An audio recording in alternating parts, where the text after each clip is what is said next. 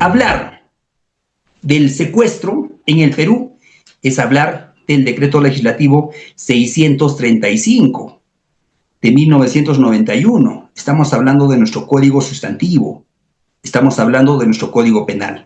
El secuestro en nuestro código penal, amigos, está regulado en el 152, en el artículo 152 de nuestro código penal, y sanciona a aquella persona que sin derecho, motivo ni facultad, miren ustedes, justificada, priva a otro de ese bien tan delicado que como abogados defensores luchamos en audiencias de prisión preventiva, en juicios, entre otros, que es la libertad personal. Ese bien tan preciado, se dice también que después de la vida es la libertad, ¿no? El que priva a otro de su libertad, cualquiera sea el móvil, propósito, modalidad, circunstancia o tiempo, miren ustedes, o tiempo. Mucho se habla, ¿no? Mucho se habla de ejemplos, por ejemplo, un vehículo de transporte público le dijo, señor, bajo en ese paradero, y no me deja bajar, se habrá cometido el delito de secuestro. Miren ustedes lo que dice el 152, pero también debemos de aplicar el principio de ultima ratio. El derecho penal siempre, estimados amigos, será de ultima ratio. ¿Y qué más dice? O tiempo que el agraviado sufra la privación o restricción de su libertad. Muy interesante. La pena, mínimo 20 años. 20 años.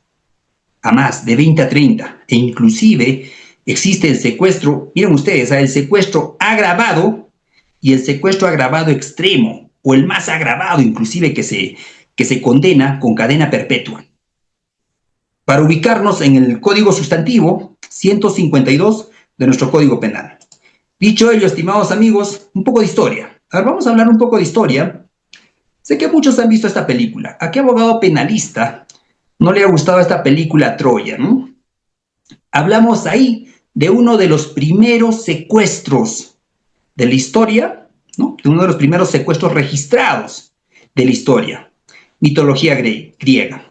El rapto de Helena, ¿no? Que ocurrió en Esparta. ¿Y quién lo ha cometido? Este jovencito Paris, príncipe troyano. Existen muchas versiones, ¿no? Si ha sido de manera voluntaria, o sea, si Helena ha concurrido con Paris a Grecia de manera voluntaria o contra su voluntad. Pero mucho se habla del primer secuestro. Muy importante esto a tener en cuenta. Por otro lado, el secuestro, estimados amigos, no es un delito moderno. ¿Qué delito es moderno? ¿Qué delito es moderno? Existen muchos atentados contra la libertad personal, contra la vida, contra el patrimonio, que cientos y cientos de años antes han venido siendo regulados. Por ejemplo, hace rato hablaban del rapto. Ustedes sabían que uno de los primeros códigos que regulaban la conducta humana era el Código de Hammurabi. El Código de Hammurabi, donde se sentenciaba, se castigaba el rapto de personas. En la antigüedad ya se practicaba. Un ejemplo, ¿no? Esa película muy conocida, Troya, ¿no? Roma, Grecia, como botines de guerra a las personas. Otro, como castigos políticos, a quienes les encanta las películas épicas. Medio de esclavización, muy importante, instrumentos de presión contra familias, ¿no? En la Edad Media ya se vinculaba ya al secuestro con un rescate económico. Estábamos hablando de extorsión, ¿no? En la Edad Moderna ha existido secuestros políticos, terroristas, secuestros terroristas, estimados amigos, secuestros extorsivos organizados. Pero hoy por hoy, así como la ciencia avanza, así como el ámbito de la computación y la informática ha avanzado a tal extremo de que la inteligencia artificial está en todos nuestros equipos electrónicos, ¿no? El secuestro se ha integrado a la criminalidad organizada. Hablamos hoy de crimen organizado y uno de los delitos fuente, llamémoslo así, es el secuestro.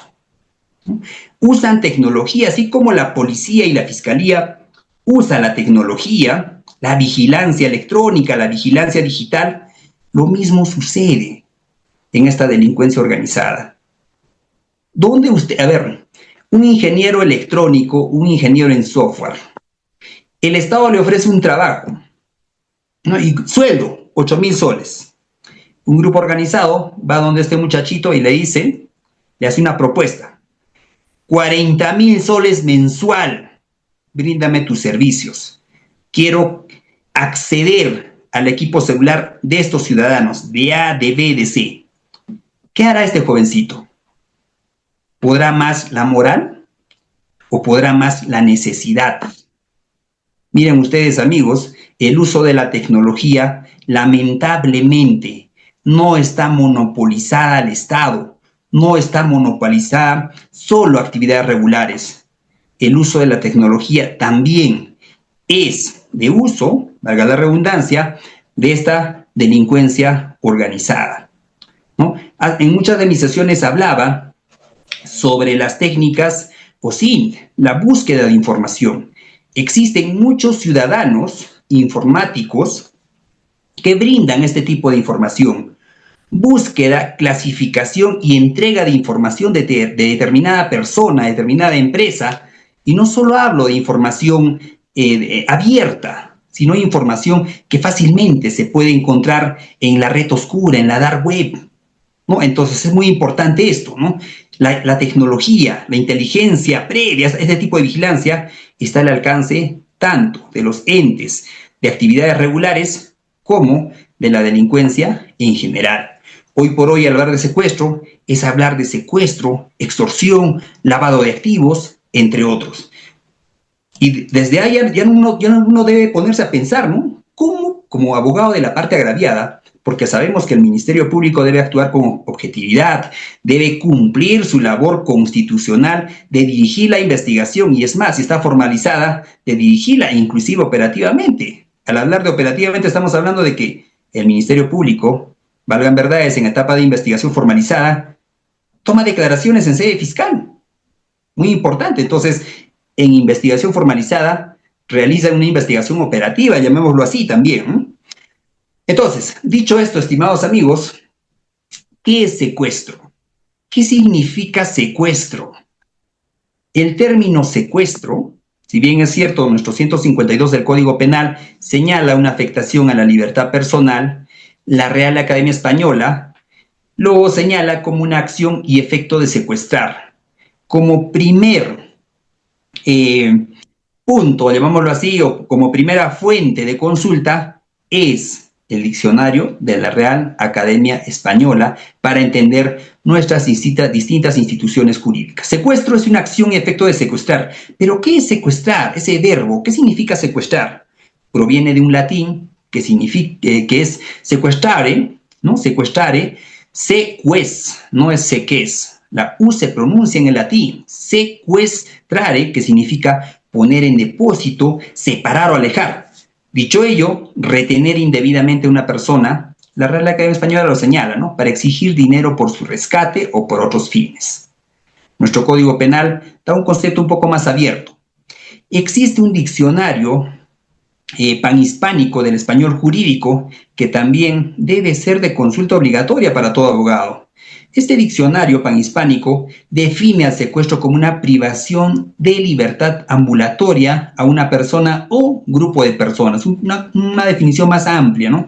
Exigiendo a cambio de su liberación el cumplimiento de alguna condición, como puede ser el pago de un rescate.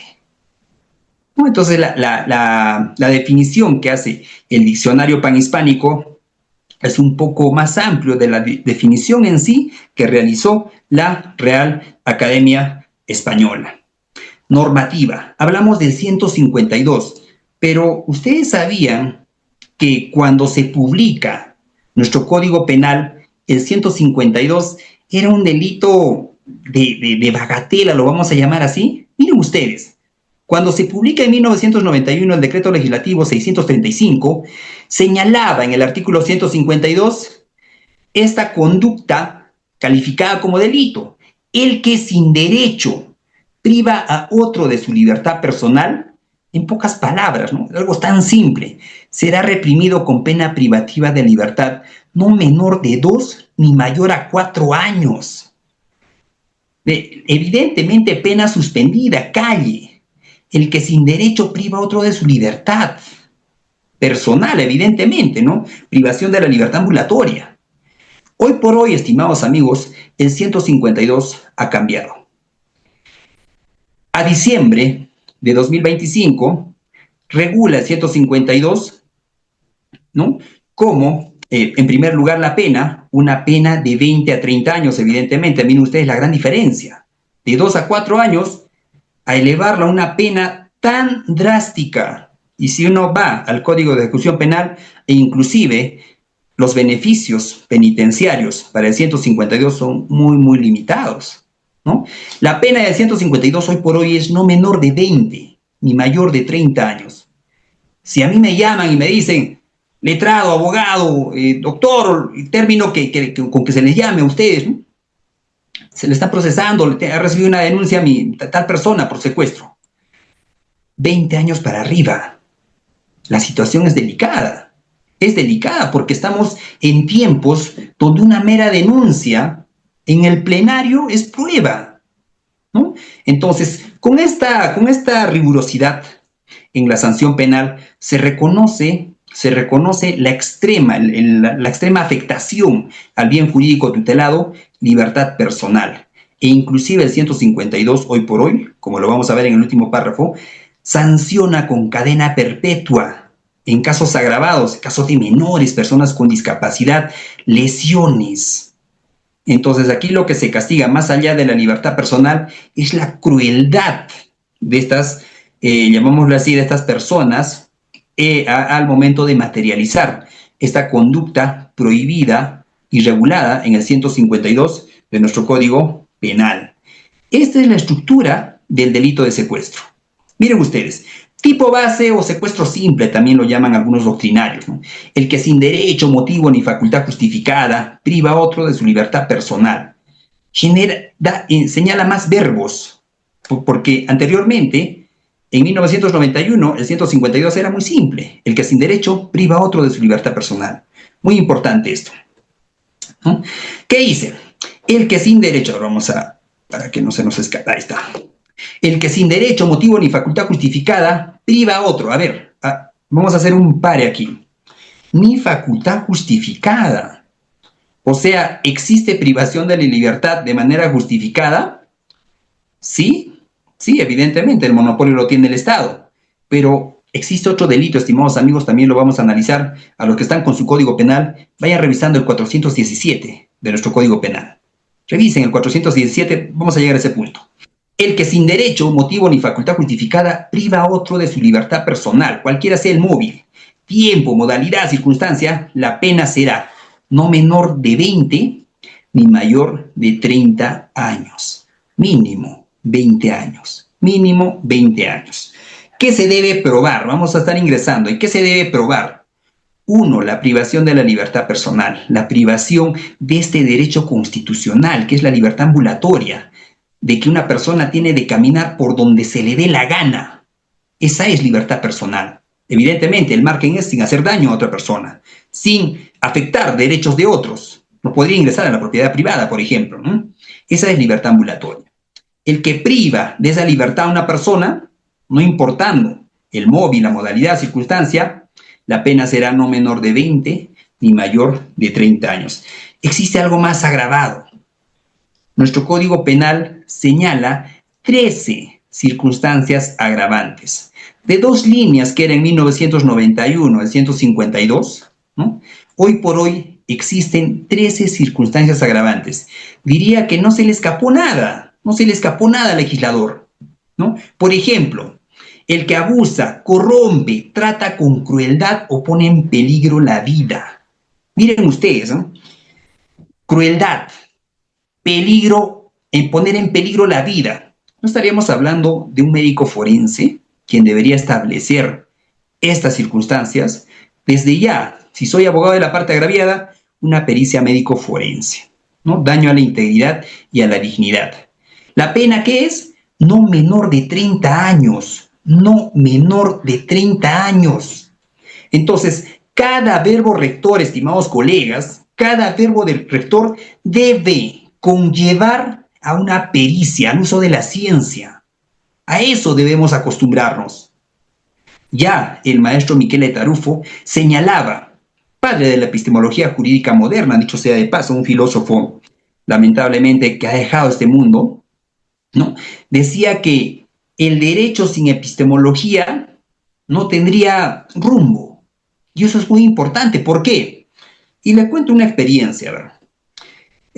Yo tengo estudios en informática. Cuando hablo de informática en el plenario, a veces me tocan magistrados muy, llamémoslo así, de 50 para arriba. Y es difícil quizás que ellos entiendan el tema de celda, el tema de parte lógica, parte física. A veces es difícil.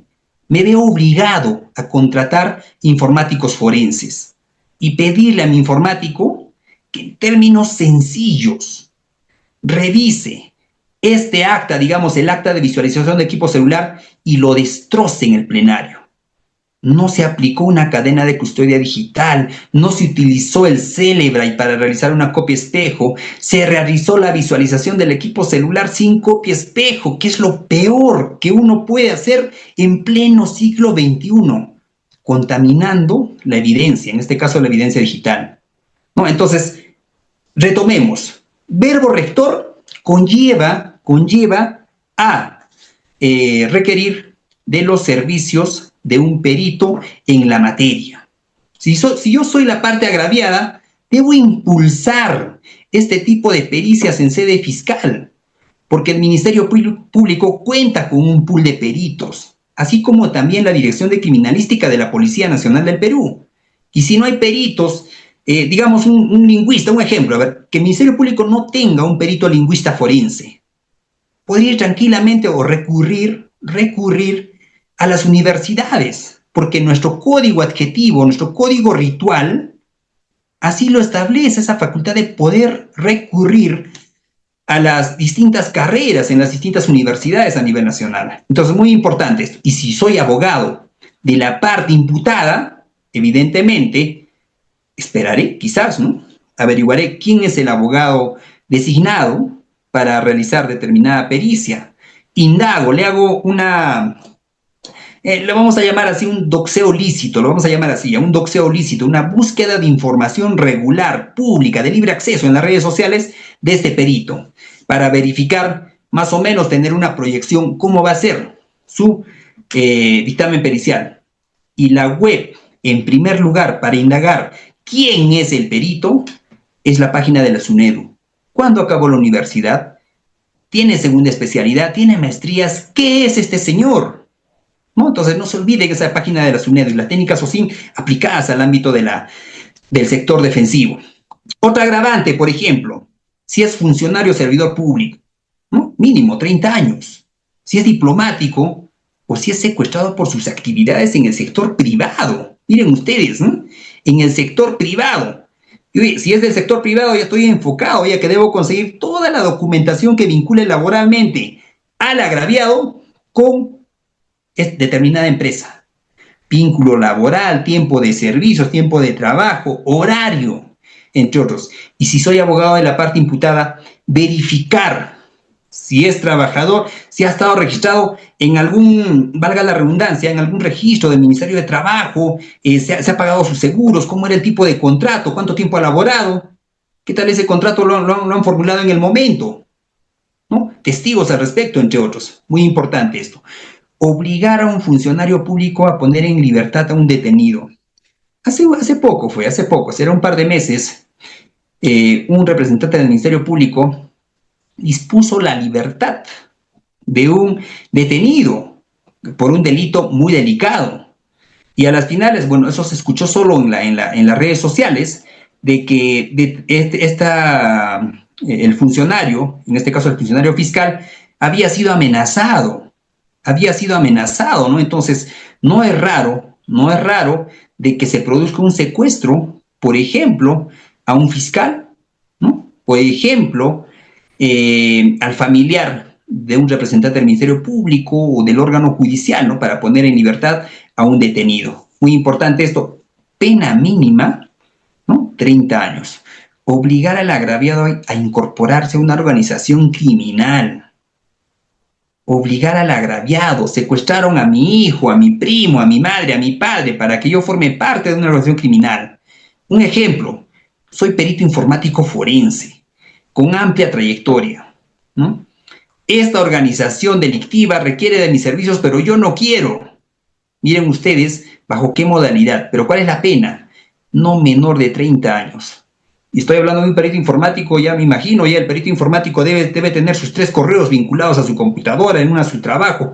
Cualquier cosa que le pase, a un clic lo van a ubicar. Muy importante esto, y de eso también vamos a hablar. Se causa lesiones leves al agraviado. Lesiones leves al agraviado.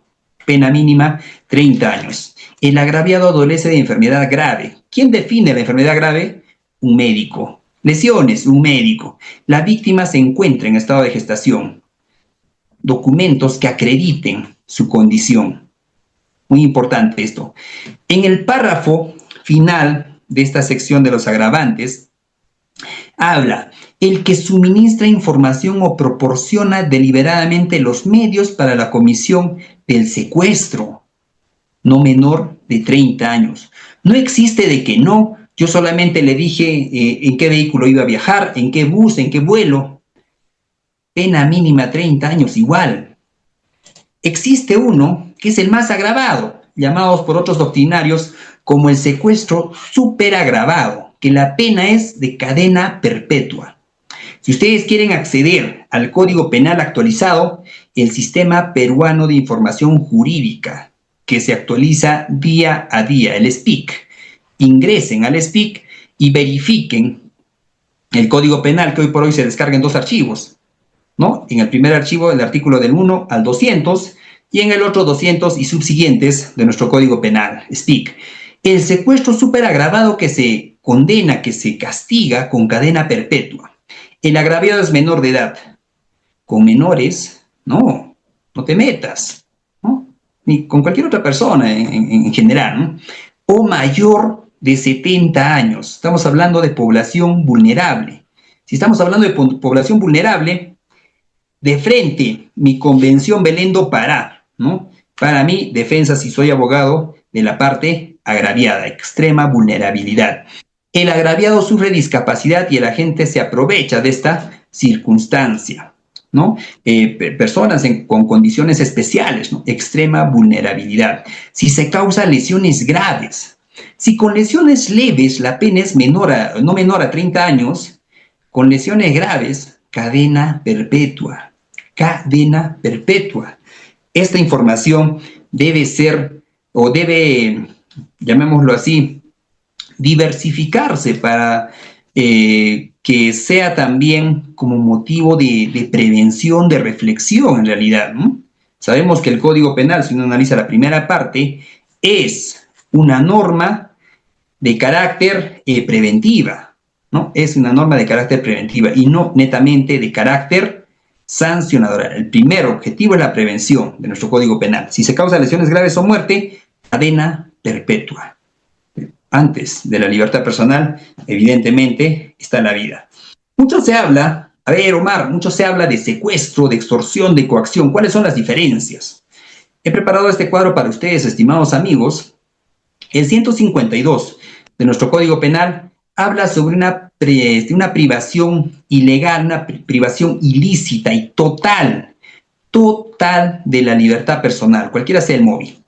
El delito se consuma con la sola restricción y evidentemente mientras se priva de la libertad se va ejecutando el delito, es decir, es de ejecución continua.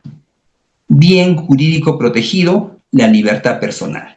A diferencia del delito de extorsión, que es el artículo 200 de nuestro Código Penal, se utiliza la violencia o amenaza para obligar a la víctima o institución otorgar una ventaja económica o de cualquier otra índole, evidentemente indebida. Estamos hablando de patrimonio y libertad de disposición.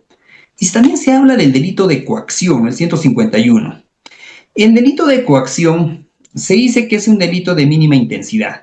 Es decir, cuando se obliga a una persona o se afecta la libertad de esta persona, tendría que ser lo mínimo posible el uso de la violencia o amenaza para obligar a otro a hacer lo no mandado por ley o impedir lo no prohibido. Mínima intensidad. Cuando no cansen otros delitos, podemos hablar de coacción. Mínima intensidad, libertad de actuación y decisión. Entonces, la libertad personal en el secuestro, ¿requerirá un móvil en especial? Evidentemente que no. Aquí lo que se tiene que demostrar es la privación de la libertad personal. Y en eso se debe enfocar la declaración de la víctima. Si soy abogado de la parte agraviada y se logró la liberación de esta persona. Existen casos fatales, sí. En casos, por ejemplo, se efectúa una denuncia por secuestro, primeros actos de investigación, lo vamos a desarrollar también, pero el enfoque es que se afectó la libertad personal. Si soy abogado de la parte imputada, ¿no? por lo general, se contrata al abogado una vez cuando se detiene a los denunciados, a los imputados en este caso, ¿no? Es muy importante esto. Libertad personal, secuestro, patrimonio y libertad de disposición, extorsión, libertad de actuación y decisión en el delito de coacción.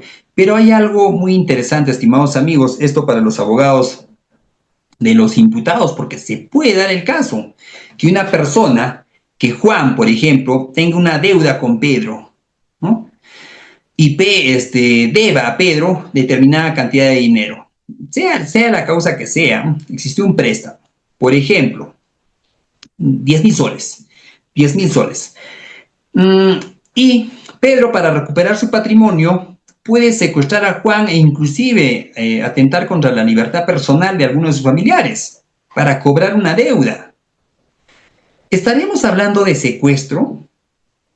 ¿No? Porque, mire usted, si uno analiza el 200, el uso de la violencia o amenaza para obligar a la víctima a otorgar una ventaja económica o de otra índole indebida.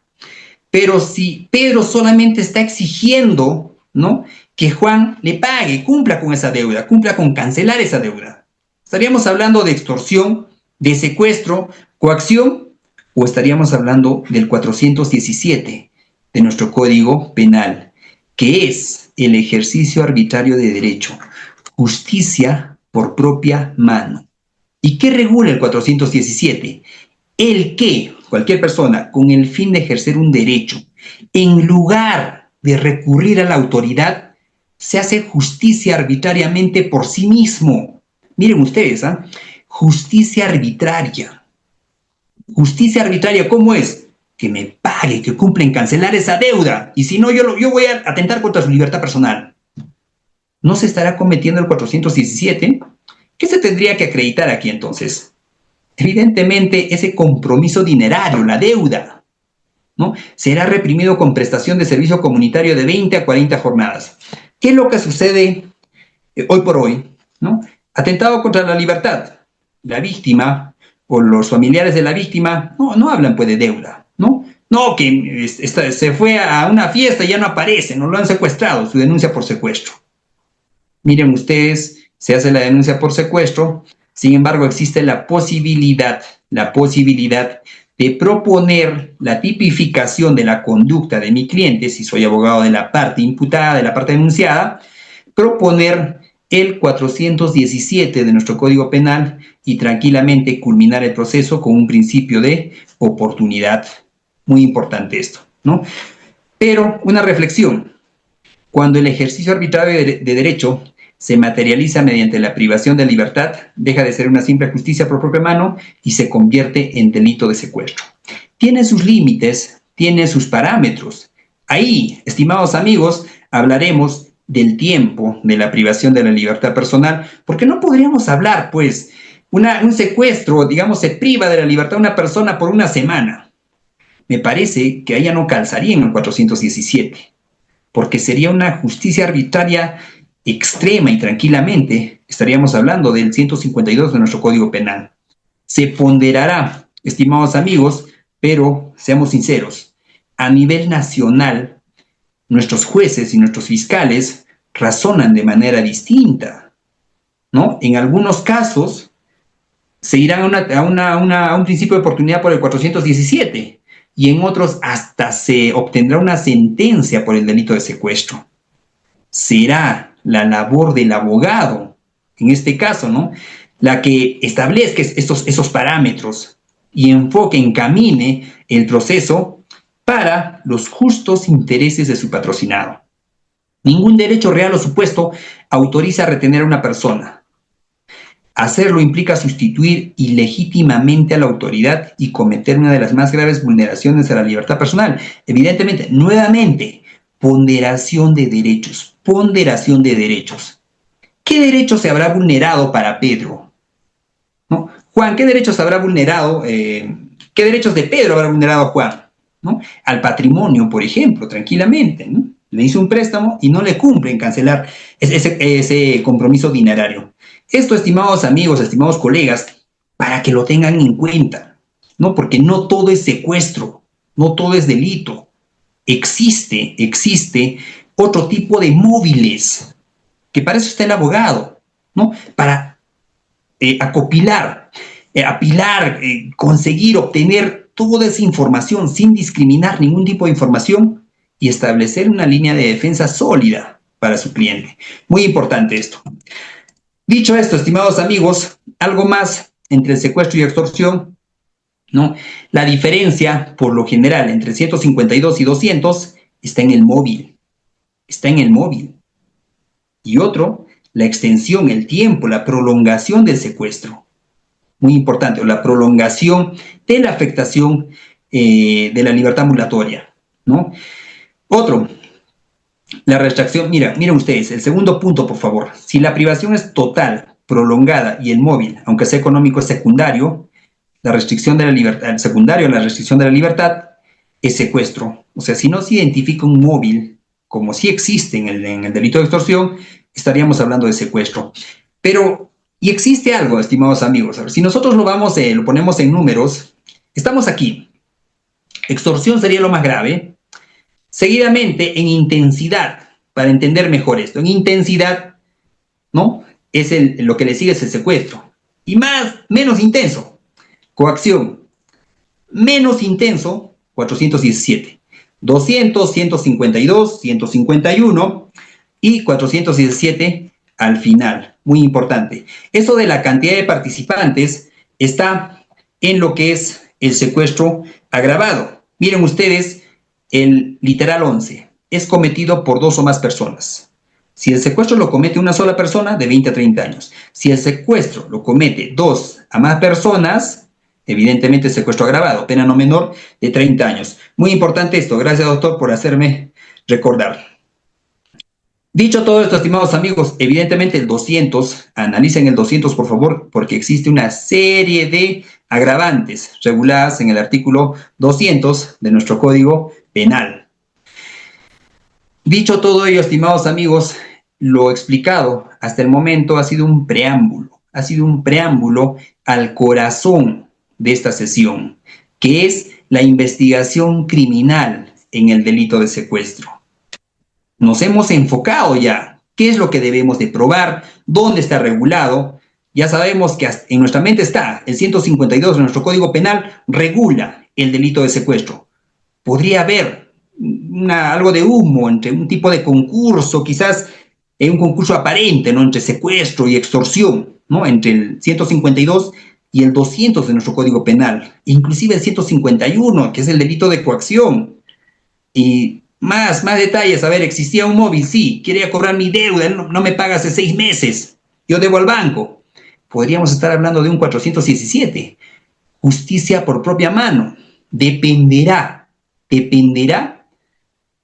a quién estamos defendiendo. Si yo estoy defendiendo a la parte agraviada, mis parámetros, mis baremos evidentemente van a ser muy altos. En el tema de la reparación civil, en el tema del daño, diré a mi cliente, corre donde el psicólogo, saca una cita en el hospital público, de naturaleza pública, ya sea posta médica, hospital, ¿no?, para que se revise, para que realice sus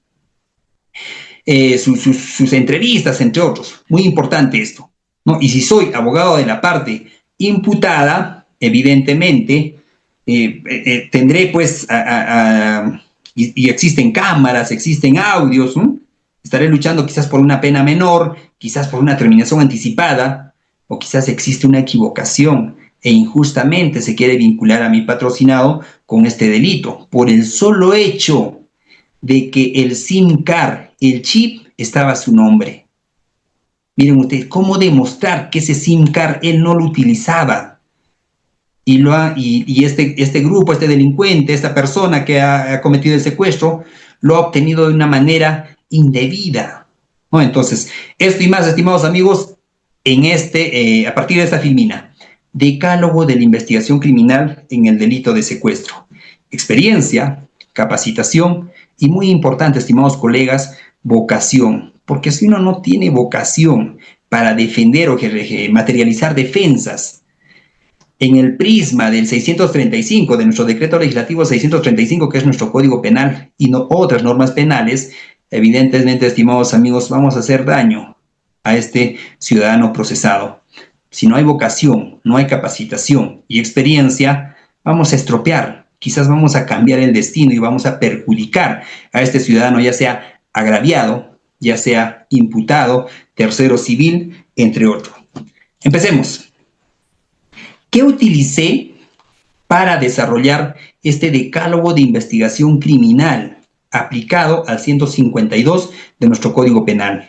Estoy hablando del delito de secuestro.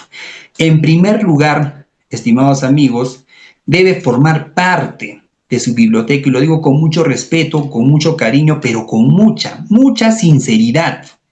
Debe formar parte de su biblioteca el Manual de Investigación Criminal de la Policía de Investigaciones del Perú, la PIF, del año 1988, que es de libre acceso. Nuevamente, doctor, para todos los estudiantes de Udiápolis, toda esta normativa va a formar parte de su aula virtual. Evidentemente, a excepción del numeral 3, que es un documento muy delicado, pero si ustedes pueden llegar a tener acceso a este documento, sería muy interesante. Hace un tiempo, esta doctrina de inteligencia policial, que es un manual muy interesante, estaba publicado en la página de la Policía Nacional del Perú, en la página web, pero he tratado de conseguir el enlace y no lo encuentro. Si ustedes pueden conseguirlo, estimados amigos, bien, y si no, también tengo una alternativa para el numeral 3. Sigamos. La resolución directoral número 030-2013 del 15 de enero del 2013, que es el Manual de Procedimientos Policiales de la Policía Nacional del Perú. Para controlar la función policial, no solamente es revisar el decreto legislativo 1267, que es la ley de la Policía Nacional del Perú y su reglamento. No solamente debo conocer la ley 30.714 o el decreto legislativo 1094, que es el Código Penal Militar Policial. O la normativa que regula el corazón de la función policial es la resolución directoral 030-2013, que es el Manual de Procedimientos Policiales de nuestra policía. Cuando se habla mucho del control de identidad, inclusive existen muchos abogados, muchos ciudadanos que señalan, ¿no?, cuando un efectivo policial te debe solicitar el DNI. Es más, el Tribunal Constitucional se ha pronunciado que no, que la policía no te puede de un momento a otro solicitarte el DNI. Es cierto, pero ¿dónde se desarrolla?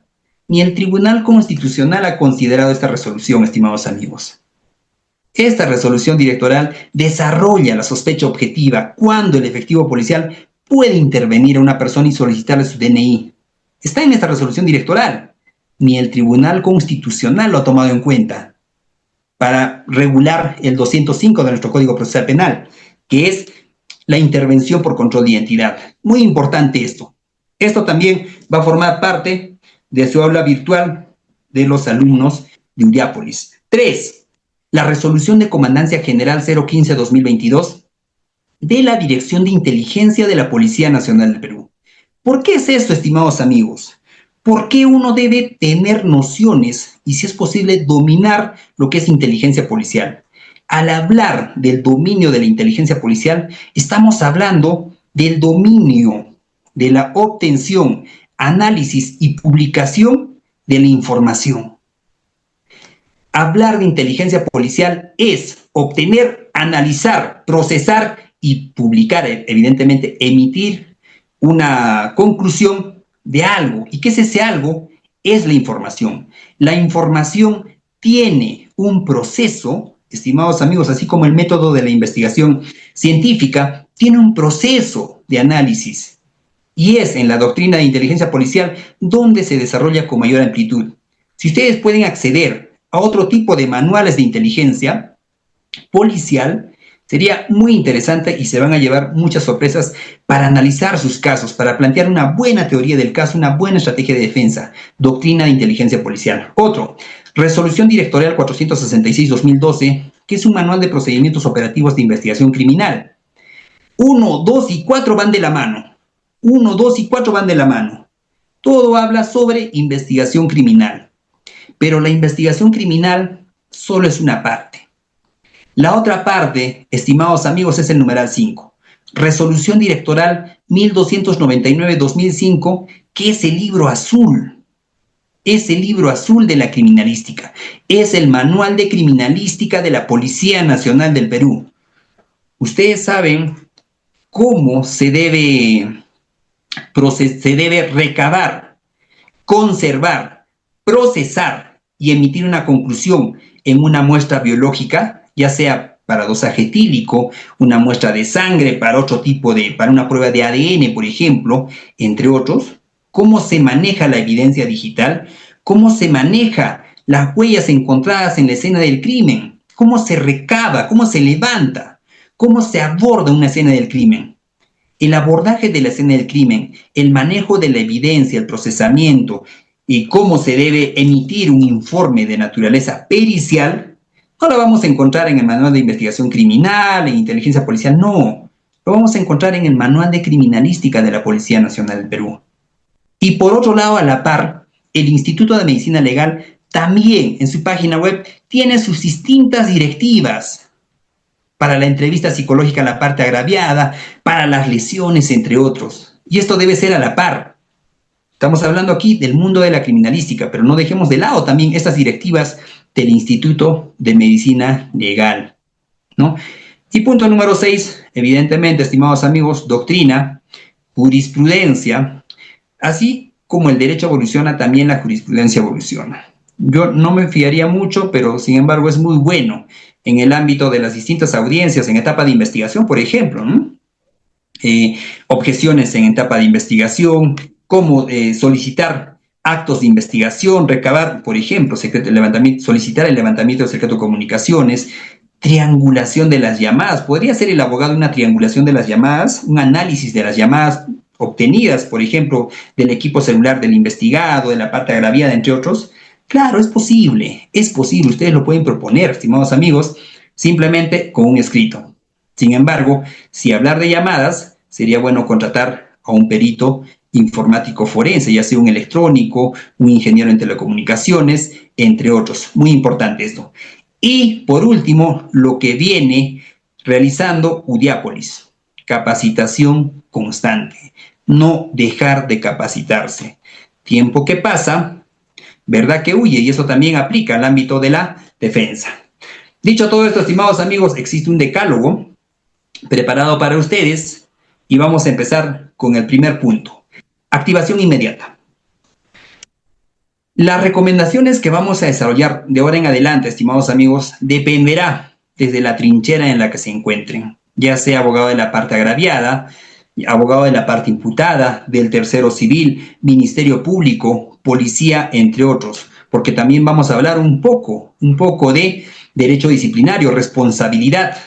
¿Cuándo existe responsabilidad en el ministerio público? Si no es objetivo, por ejemplo, ¿no? Si uno, pese a haberle solicitado actos de investigación, el Ministerio Público no lo ha materializado, ni siquiera ha emitido una disposición indicando por qué no es pertinente, por qué no es útil, por qué no es conducente. No estamos hablando de que el Ministerio Público puede decir, pero debía solicitar para acá al señor su tutela de derechos. Así es.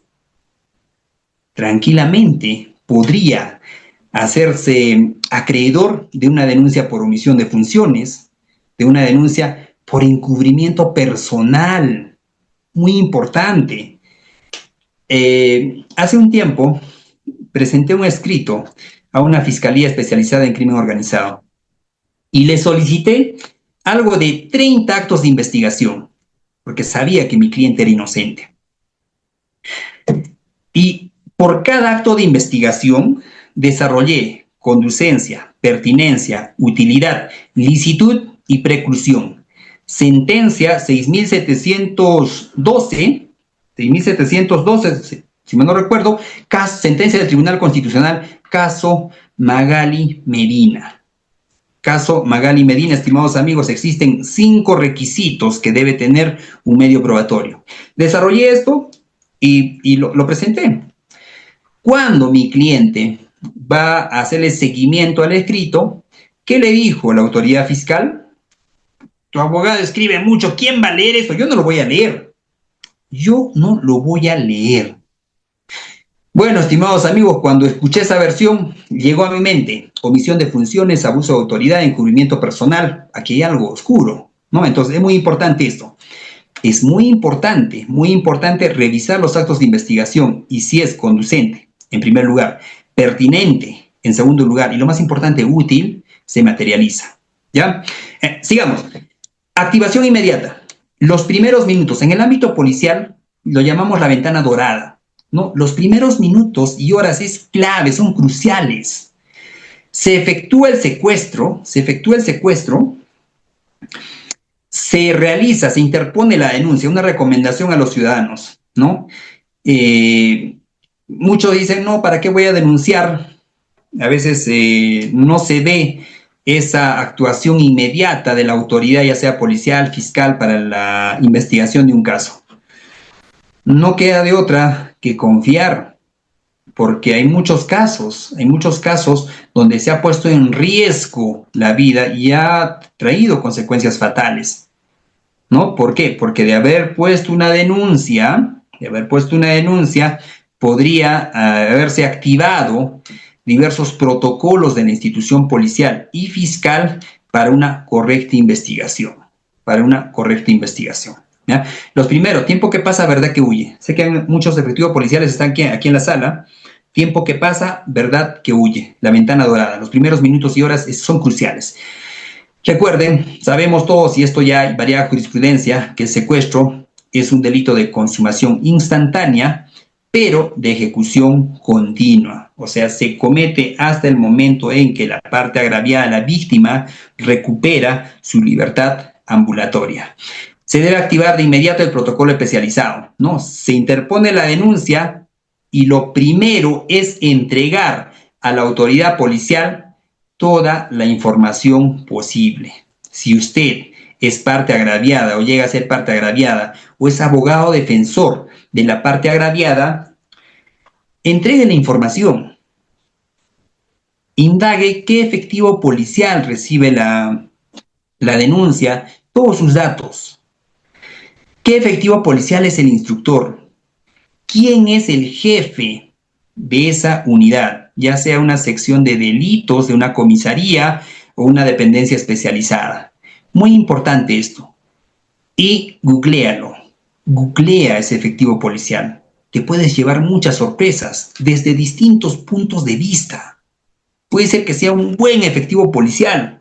Están sus publicaciones, ha realizado cursos en el extranjero. Dótale de mayor información, ayuda a la policía. Pero ha habido casos donde a veces muchos efectivos han sido vinculados quizás a actos irregulares, ¿no? Entonces, tu baremo de control deberá ser más elevado. Controla las actuaciones, solicita las actuaciones, estate en constante comunicación con el fiscal, igual al fiscal. Al fiscal, aplícale tu técnica OSINT. Googléalo en las redes sociales, quizás tiene su Instagram, cuándo ha sido nombrado como fiscal. Todo está en esta web que lo sabe todo, que es Google, y hoy por hoy, inteligencia artificial. Muy importante esto, ¿no? Solicita que se active protocolos de actuación inmediata a la unidad policial. Y es más, y aquí un tip, estimado amigo. Como parte agraviada estoy hablando, ¿no? La Policía Nacional del Perú tiene una mesa de partes virtual a nivel nacional. tiene una mesa de partes virtual a nivel nacional. Una vez que usted presente su escrito a esta dependencia policial, porque estamos hablando de etapa de investigación preliminar, recordemos que en nuestro proceso penal, 3 etapas: investigación, etapa de control o etapa intermedia y juicio. Etapa de investigación, 2 subetapas: investigación preliminar a cargo de la Policía Nacional del Perú y la etapa de investigación preparatoria formalizada a cargo del Ministerio Público. Etapa de investigación, director jurídico, Ministerio Público. Dicho todo ello, etapa de investigación preliminar. ¿Quién realiza la etapa de investigación preliminar?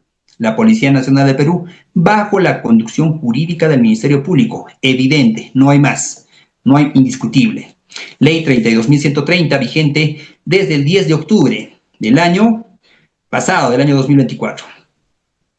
Recomendación: presentaste tu escrito, escanea tu cargo y comunica esta investigación. Usted comunica esa investigación a la mesa de partes virtual de la Policía Nacional del Perú. Ingrese a mesa de partes virtual de la Policía Nacional, a su página web, ingresa ese escrito y solicita celeridad, solicita debida diligencia, solicita actuación de protocolos inmediatos para el delito de secuestro.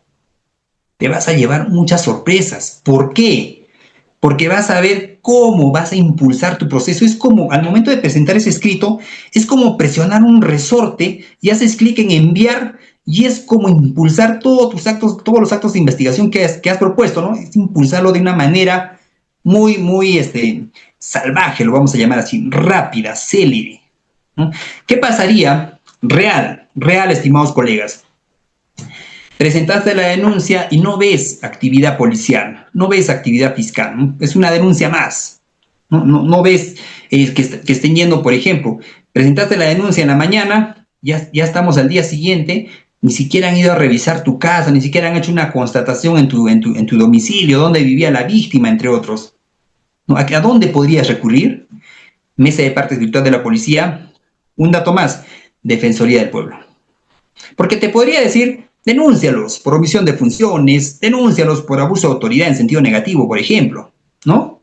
Omitir algo de manera adrede, o encubrimiento personal podría ser el caso, ¿no? Pero no vas a ganar mucho. Si quieres eficacia y eficiencia, Defensoría del Pueblo. Me he ido muy bien con Defensoría del Pueblo, estimados amigos, ¿no? En total, consejos más, consejos menos. Eso de Defensoría del Pueblo no lo vas a encontrar en el código. Es lo que la práctica te enseña. Otro: la demora en la activación protocolar no solo pone en riesgo la vida de la víctima, sino que permite a los captores, o sea, los secuestradores, afianzar su posición y eliminar la evidencia más volátil. Evidencia digital, huellas, entre otros. Muy importante esto. Ahora, parte agraviada, a todos los ciudadanos en general, no, a todos. Esta es una recomendación en general, y esta recomendación es desde el punto de vista de la criminalística. Si usted llegara a ser, Dios no lo quiera, pero nadie está libre, Dios no lo quiera, pero nadie está libre, llegar a ser víctima, empiece a dejar huellas. Y esto es de película, pero va a ayudar bastante. Una forma de dejar huellas es tocar cuanto puedas, ¿no? Donde no se pueda limpiar, debajo del asiento, por ejemplo, ¿no? El vehículo, si llega a darse el secuestro en un vehículo, siempre tiene los cubriasientos, los protectores de los asientos, debajo del asiento. Trata de dejar huellas, escupe, esputa, ¿no? Deja huellas biológicas en el vehículo, en el lugar donde te encuentres. Si estás, por ejemplo, te llevan a un inmueble, te puedes llegar a tener un gancho, o si no, con tu propia uña, deja huellas en determinados lugares, no arriesgándote evidentemente, pero deja huellas. Vamos a confiar en nuestros criminalísticos, ya sea del Instituto de Medicina Legal o de la Policía Nacional del Perú, para que puedan dar con esas huellas biológicas, huellas bajo el principio de intercambio, por ejemplo, ¿no? Hacer un raspado en la pared, entre otros. Muy importante esto. Sigamos. Primero, activación inmediata. Clave. Todos tenemos una labor aquí. Abogado, policía, fiscalía. Muy importante esto. 2. Preservación de la escena, digital y física. Hoy por hoy, una de las evidencias o de las escenas del crimen que está dando la hora son las escenas del crimen de naturaleza digital. Y no estoy hablando de delitos informáticos, sino estoy hablando de qué equipos de naturaleza digital se han cometido o se han utilizado en la comisión del 152 de nuestro Código Penal.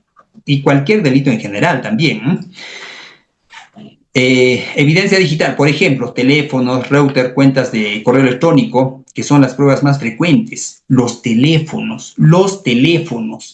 Puede que la víctima tenga 2 equipos celulares, entre otros. Muy importante esto. Para los ciudadanos, siempre debe haber un familiar, ya sea el hijo, alguien que maneje la clave de su equipo celular. Es muy importante esto. Otras personas utilizan 2 equipos celulares, un correo electrónico para todo, muy importante. Pero desde ya entremos a las recomendaciones también. Como familia debemos de tener un correo electrónico de uso común, como un medio de protección, ¿no? O por ejemplo, si yo tengo mi equipo celular, vincular a mi equipo informático, y si voy a salir a la vía pública, activo mi ubicación, activo mi GPS, en pocas palabras, del equipo celular. Es muy importante esto, muy importante, y ayudaría bastante. Ahora, eso, estimados colegas, de colocar como medio de acceso al equipo celular nuestra impresión dactilar, recomendación, deséchenlo, estimados amigos, deséchenlo, porque estamos poniendo quizás un muro en la investigación y estamos quizás facilitando al fascineroso, al delincuente, acceder a nuestra información.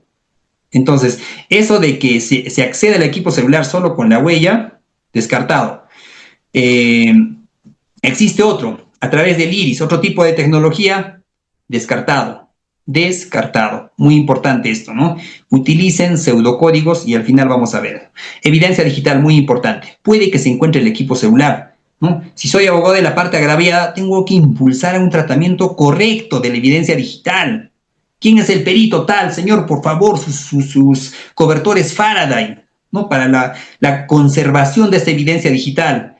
Comuníquese con el equipo especializado para que se aplique una copia espejo a través del Cellebrite y realizar evaluaciones en la copia espejo para no contaminar el equipo celular.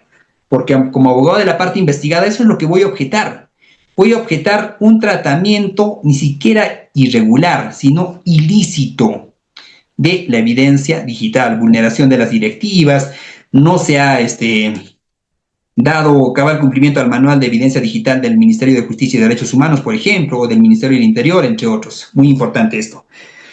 Se recuperó a la víctima, asegurar el dispositivo de la víctima y el de la familia. Muy importante esto. Y si uno es víctima, llegar a ser víctima, y se percata de que su equipo celular lo están manipulando los fascinerosos, ya no malogres las huellas que hay en ese equipo celular. Es muy importante esto. Ya no malogres las huellas que existen en el equipo celular. Las huellas dactilares me refiero. Otro, en la escena física, si se ubica el lugar donde ha estado en cautiverio esta persona, la víctima, respeten este principio. No tocar, no mover. No tocar, no mover. Nada de que, es evidentemente, llega la policía. Y no es de que la policía ingrese como de un lado para otro lado, no. Si es un ambiente, es un cerro, es un cuartito, no hay necesidad, pues, de que 10 efectivos policiales ingresen a ese ambiente. No, entonces, muy importante asegurar, establecer cadenas, esos, lo vamos a llamar así, anillos de seguridad, ¿no? ¿Cuántos anillos de seguridad podemos hablar en el ámbito de la criminalística? 1, 2, 3. E inclusive puede ser de más de 10, 15, 20 metros. Esos anillos de seguridad son muy importantes. Hace poco el maestro Andy Félix, que es un perito criminalístico muy conocido a nivel nacional, diría un gurú en el ámbito peruano, del ámbito criminalístico, señalaba el abordaje de la escena del crimen en distintos momentos. Interesante. Llega el perito y realiza el primer análisis de la escena del delito. Estará el abogado de la parte agraviada verificando, ¿no?, un procedimiento regular. Y si advierte que se está cometiendo un error, hacerle saber, Sus guantes, por favor, colóquese sus guantes. El abogado de la parte imputada está grabando. Mire usted, ¿eh? Y el abogado de la parte imputada, evidentemente, está grabando esa situación, porque es posible, se efectúa la intervención. Abogado, llama a un abogado. Concurrir al lugar de los hechos y grabar, evidenciar que el perito está ingresando sin guantes, sin un equipo de protección personal adecuado, entre otros. Muy importante esto. Retomemos al maestro Andy Félix. Él decía que se puede desarrollar 2 hasta 3 veces el abordaje de la escena del delito. Primer abordaje, búsqueda de restos, no se mueve cosas. Se divide, ya sea, existen técnicas para abordar una escena del delito, se establece una técnica, se ingresa, búsqueda de elementos, de indicios, ya sea de naturaleza biológica, digital, entre otros. No movió nada, no movió la cama. Encontró algo, recabó, lo lacró debidamente y puede existir otro segundo abordaje. ¿Y cuál es el segundo abordaje? Si existía una cama, se tendrá que mover la cama y se da otro reabordaje, lo podríamos llamar así. No podemos encontrar algo debajo de la cama, y si la cama está con frazadas, levantamos las frazadas, otro abordaje muy importante. Si soy abogado de la parte agraviada, exigir el segundo abordaje, o el tercero si es posible. Y si soy abogado de la parte imputada, ¿cuál es la frase? Esa frase de Napoleón Bonaparte: si el enemigo se equivoca, cállate. Miren ustedes, entonces dependerá desde la trinchera en la que nos encontremos, pero el ingreso y el abordaje de la escena del delito es clave en todo proceso penal. Es clave, estimados amigos. Podría uno establecer ruptura de la cadena de custodia y solicitar la exclusión vía tutela de derechos o en etapa intermedia del acta de inspección técnica policial, de determinada pericia inclusive. Por eso es tan delicado respetar el procedimiento regular del abordaje de la escena del delito. 3, estimados amigos, 3. A ver, por favor, ¿quiénes? Amigos, atentos, por favor, atentos, porque estamos ya ingresando a temas más delicados. Análisis de la víctima. Seamos sinceros, amigos. ¿Quién es el primero en analizar a la víctima? ¿Quién? ¿La policía o el abogado? Después el fiscal. El primer funcionario en representación del Estado que tiene contacto con la víctima es la policía. Y por otro lado, podría darse el caso de los agraviados, que es el abogado. Entonces, el efectivo policial se entiende que es un victimólogo innato, pero el abogado tiene que tener también esos dotes, estudios en victimología, muy importante, perfilar a la víctima. Y lo primero que se tiene que establecer es si ha existido un móvil criminológico, porque no todo es dinero. Puede darse el caso de una expareja, de un ex enamorado, de un chico dolido al que la señorita le dijo no, y le haya secuestrado después de medio año. Puede darse el caso. Muchos decían, no todo es dinero. Y como modo de un tip también, en determinada audiencia, esa fue mi frase de apertura: si yo defiendo este caso no es por dinero, señor, es por justicia. Y bueno, no todo es dinero en esta vida. El móvil criminológico como mapa.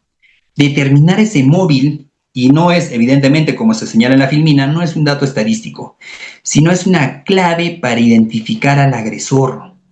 Clave, primeros contactos. Miren ustedes, ¿eh? ¿Cómo se establece, a ver, ese tema de los primeros contactos?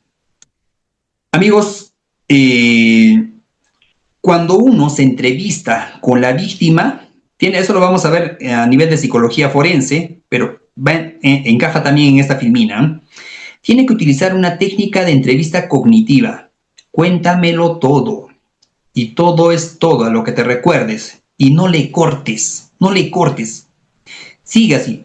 Que la víctima se explaye desde la A hasta la Z, ¿no? Para establecer una línea de defensa, una línea estratégica de defensa a esta persona, a la víctima, a la parte agraviada, ¿no?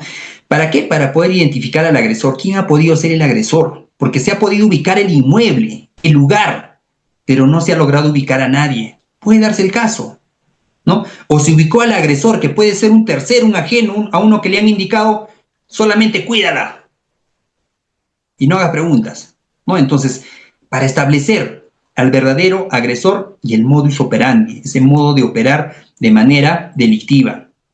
Puede ser un tema económico rápido, puede ser un ajuste de cuentas, ¿no? Puede haber un móvil político. ¿A qué se dedica esta persona? Una vez que la víctima haya entregado toda esa información, realizarle otras preguntas y prepararle para la entrevista con el psicólogo, porque se tiene que probar la afectación psicológica o el daño psíquico, y la entrevista o declaración en sede policial o fiscal, ¿no? Muy importante esto. Para eso el abogado ya debe saber ya quién es el fiscal también, porque existen representantes del Ministerio Público que no tienen tino para tratar a las personas, a las víctimas. Se le ha encontrado ahí y está en shock y quieren en ese momento respuestas. Entonces hay que tener tino, y esto lo vamos a obtener teniendo dotes en el campo de la victimología. Muy importante esto. Otro, el perfil del secuestrador, ¿no? Ver si detrás de ese secuestro hay una organización, existió o no existió recursos, violencia, entre otros. Y si uno va a la liberación de la víctima, esto va también para nuestros amigos de la policía, colegas, amigos, graben la liberación, es muy importante, graben al detalle. Ahora, no, pero el Estado no nos da equipos celulares, que yo tengo que grabar con mi equipo celular. No malogres el caso. Si estás utilizando tu equipo celular para registrar la intervención en ese inmueble, consigna en el acta que utilizaste tu equipo celular. No malogres el caso, porque eso es lo que va a objetar el abogado del imputado. ¿Y de dónde salió esa imagen? ¿Quién lo grabó? ¿Usted tenía autorización para utilizar su equipo celular en la función pública? ¿Comunicó a su comando? Te van a realizar una serie de cuestionamientos. Te vas a evitar consignando el uso de tu equipo celular en el acta de intervención policial o en el acta de inspección o en el acta de constatación que formules. Muy importante esto. Muy, muy importante. Ahora, para evitar estos cuestionamientos, formula tu informe. Si yo soy efectivo policial, formulo mi informe requiriendo, solicitando a la oficina de administración de mi región policial que se afecte a esta unidad equipos celulares, cámaras, equipos de GPS, entre otros. Muy importante, es posible, sí, solicita, insiste, para evitar ese tipo de cuestionamientos, cosa que cuando vayas a juicio, te va a preguntar el abogado, y ¿con qué se registró? Con mi equipo celular, ¿no? Esos videos, con mi equipo celular, señor. ¿Usted comunicó a su comando? Sí, comuniqué, solicité mediante informe, y no me afectaban. Me vi obligado a utilizar mi equipo celular y así lo he consignado en el acta. Muy importante esto. Perfil del secuestrador, si está directamente ligado al perfil de la víctima. Muy importante, ¿quién es la víctima? Esto llama a la reflexión. Cuando uno recibe una denuncia, la primera persona a la que se investiga, ya sea de manera directa o indirecta, es a la víctima. ¿Quién es esta persona? Muy importante esto. Y en el ámbito del 152 te va a ayudar a perfilar al secuestrador, porque esta señorita es hija de un taxista, o sea, y el taxista, 20 años de taxista, determinada empresa, licencia A3C, la máxima en el ámbito de la conducción de vehículos, taxista innato, ¿no? Entonces, ¿qué vínculo? Dinero no creo, puede haber otros móviles. Muy importante esto. Sigamos. 4. Flujo de información controlado. Y aquí, estimados amigos, existen muchos errores que se cometen, no solo desde el ámbito de la defensa legal a la parte agraviada, sino también desde el ámbito de la investigación monopolizada por el Ministerio Público y la Policía Nacional del Perú. Se debe aplicar, no en todos los casos, pero es una regla, la ley del silencio. La fuga de la información a medios o terceros no autorizados compromete la negociación y pone en peligro a la víctima. Les cuento un caso.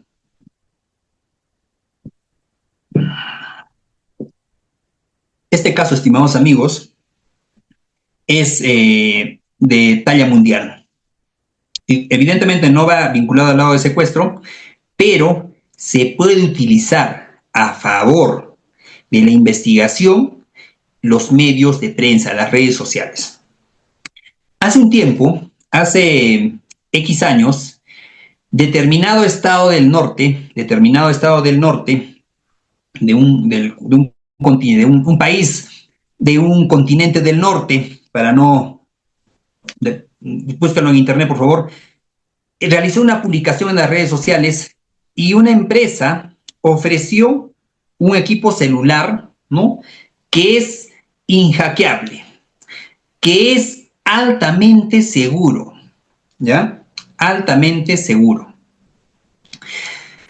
Al hacerse esta publicidad, los capos, vamos a llamar así, las cabecillas de las organizaciones criminales, adquirieron este equipo celular, que se vendía como el más seguro, que es imposible de hacerle chuponeos, seguimientos, de que se pueda acceder a la información, ¿ya? Pero ¿quiénes estaban vendiendo este equipo celular? La misma policía. La empresa era del Estado, pero aparentaba ser privada. Pero detrás de todo ello actuaba la policía. Y así accedió a gran cantidad de información de estas organizaciones criminales. Miren ustedes cómo la publicidad, las redes sociales, los medios de prensa juegan a favor de la lucha contra la delincuencia. Entonces, en la regla 4, flujo de información controlado, ¿se puede utilizar los medios de prensa? Sí, se puede utilizar, pero es estratégico. La regla es que no se entregue toda la información. Entonces, la entrega de información debe ser controlada.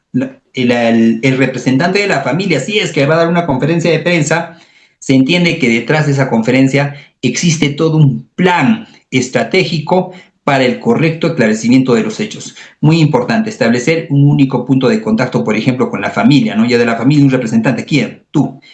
Tal persona, tal familiar es con el que la policía y la fiscalía va a tener contacto permanente, muy importante. El uso del negociador, sí. Se dice que el efectivo policial que entra a tallar en este campo debe tener dotes de conciliador, dotes de mediador, dotes de resolución de conflictos, que es muy importante en este tipo de delitos para evidenciar si estamos ante una víctima con consecuencia fatal o con posibilidades de recuperación, muy importante. Y recordemos, si detrás hay una organización, tengo que asumir lo peor, tengo que asumir que estos secuestradores tienen medios que nos están monitoreando, es muy importante esto, para elevar el nivel de alerta y de respuesta institucional. 5, estimados amigos, ya vamos terminando y vamos a entrar también a las preguntas. Negociación inteligente. Recordemos que el tema de hoy es investigación criminal del 152 de nuestro decreto legislativo 635, que es nuestro código penal. Y aquí entramos a tallar en el ámbito de la psicología forense. Credibilidad. Díganme ustedes si la psicología forense solamente se aplica al ámbito de la declaración de la víctima. No. Siempre se va a utilizar la psicología forense desde el primer momento que se toma conocimiento de la noticia criminal. Siempre. Para el análisis de la credibilidad de las versiones, ya sea de los victimarios, en este caso de los secuestradores, de la parte agraviada, de la víctima, de los testigos, entre otros. Siempre psicología forense. En el ámbito de la negociación, también muy importante, ¿se necesita personal especializado? Sí. Prioridad, prueba de vida, indudable. Prueba de vida, ¿por qué, amigos? Porque seamos sinceros, salen las noticias, secuestro de tal persona, y hay otros innombrables, fascinerosos, lo vamos a llamar así, que se hacen pasar como los secuestradores y están exigiendo dinero, sacando ventaja de ello. ¿No? Entonces es muy importante esto, ¿no? No podríamos caer a la primera, ¿no? Un ejemplo, a ver, un tema hay un secuestro de determinada persona y hay otro fascineroso, vamos a llamar así, en el ámbito policial se le denomina chistoso, ¿no? Un chistoso le llamamos así. un ciudadano que se hace pasar como si fuera parte de esa operación delictiva, ¿no? Y exige una cantidad de dinero. Entonces, ¿quién debe ser el negociador, ese personal especializado? Puede ser de la familia también, puede ser de la familia, uno que tenga dotes de negociación inteligente o personal policial especializado. Recordemos que la negociación no es solo para liberar, sino para ganar tiempo para las unidades de inteligencia y rescate. Muy importante esto, y vamos a hablar un poco también de geolocalización y georreferenciación. Trazabilidad financiera. Existe un móvil económico, podríamos entrar a tallar ya de 152, dar un salto al 200. Sin embargo, el número 6 no deja de ser importante, la pista del dinero. Por lo general es económico el móvil. Si se paga un rescate, debemos de dejar rastro de ese rescate.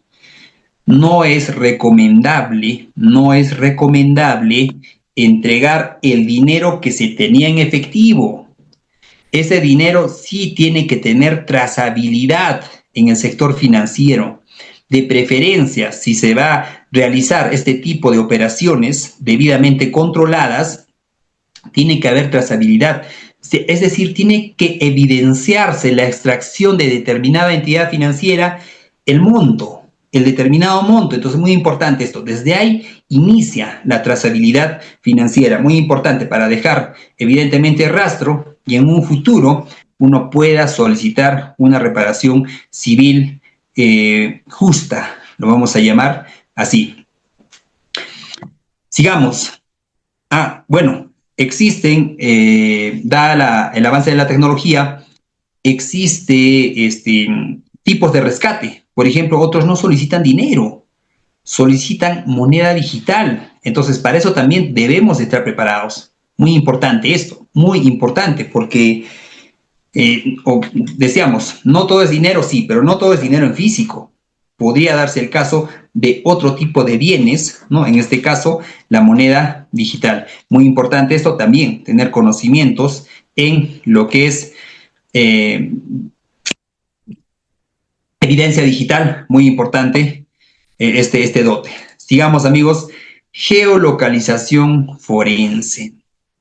La triangulación y el uso de sistemas de información geográfica. He preparado una filmina especialmente como recomendaciones, ¿no? Pero ya hemos avanzado ya. Si uno va a realizar un viaje, activen su GPS.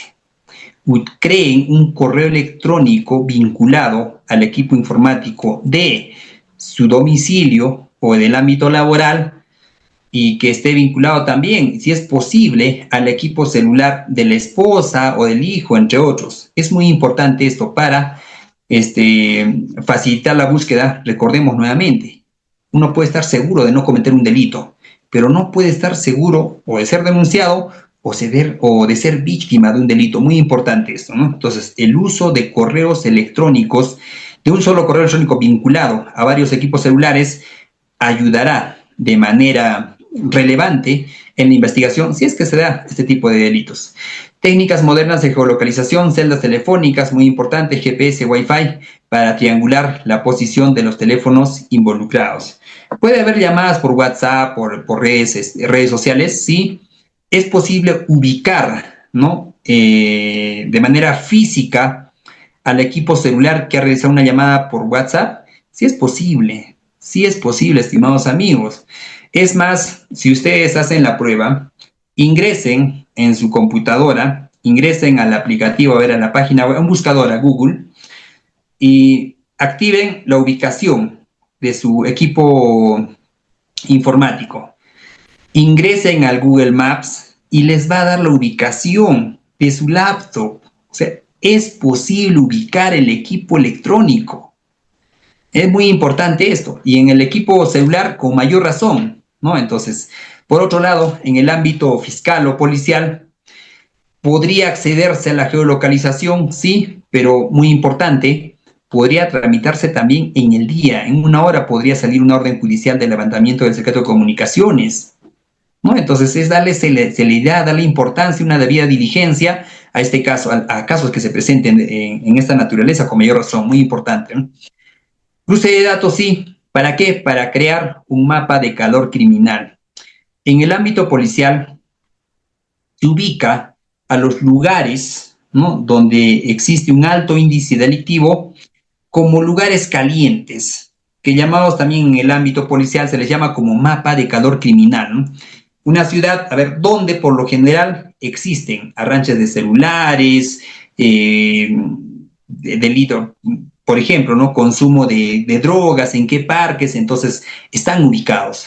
Muchos dirán, pero si la policía tiene eso, ¿por qué no hace nada? No, no, no, sí, sí hacen, estimados amigos, sí existe eso, ¿no? Es más, si se tiene el mapa de calor criminal, todos los patrulleros tienen una hoja de ruta, ¿no? Entonces se incide en esos lugares. En el ámbito de secuestro también se puede establecer un mapa de calor criminal. Si se logra ubicar el equipo celular en determinado lugar y se apagó, pues ahí está el mapa de calor criminal. El calor criminal se activa en ese lugar, ¿no? En determinada intersección, entre otros. Es muy importante y a tener en cuenta esto. Análisis pericial forense. Colegas, cada verbo rector de determinado tipo penal exige la participación de peritos. No dejemos de lado la ciencia. Si existe audios de voz, evidentemente se deberá realizar una pericia de voz, una pericia fonética. Se hace un análisis, llamémoslo así, en el ámbito fonético forense espectrográfico, ¿no?, para identificar al negociador. ¿Es posible? Sí. Es como el IBIS de las pericias balísticas. ¿Ustedes sabían que existe una base de datos de casquillos? ¿No? Un casquillo tiene como una huella de ADN que es único, ¿no? Entonces, esa huella de ADN se registra en códigos, ¿ya? Puede ser que un casquillo utilizado o hallado en Tacna tenga similitud a otro casquillo hallado en Arequipa. Entonces podríamos estar hablando de un solo arma que haya percutado tanto el casquillo hallado en Tacna como el casquillo hallado en Arequipa u otro lugar. En el ámbito fonético es similar, ¿no?, para identificar al negociador. No es que exista una base de datos de voces, no, pero por lo menos puede vincularse a otros casos en rueda, otros casos inclusive ya con sentencia condenatoria o archivados. Es muy importante esto. Si existe voz, una pericia de voz fonética. ¿Quién debería impulsar esto? La parte agraviada, ¿no?, o el policía o el fiscal. Muy importante esto, ¿no? Ahora, si mi cliente definitivamente no es quien se dice que es, ¿no?, o sea, el imputado, el responsable, también contrataré mi perito fonético forense o solicitaré que se entregue su muestra de voz para un análisis fonético, una pericia de homologación de voces, por ejemplo. Pericia informática forense. Y aquí vamos.